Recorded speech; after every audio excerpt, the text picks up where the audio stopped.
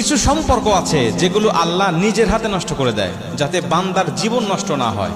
কারণ আল্লাহ হলো উত্তম পরিকল্পনাকারী। সূরা আনফালের 30 নম্বর আয়াতের মধ্যে আল্লাহ পাক বলেন, আমি হলাম উত্তম পরিকল্পনাকারী। আমি আল্লাহ জানি বান্দার জীবনের জন্য কোনটা ভালো কোনটা মন্দ। আমি আল্লাহর উপরে ভরসা রাখো, আমি আল্লাহ তোমার জন্য এমন কিছু রেখেছি ওয়ালা সাউফা ইউতিকা রাব্বুকা ফাতারদা, যেটা দেখেই তুমি সন্তুষ্ট হয়ে যাবে।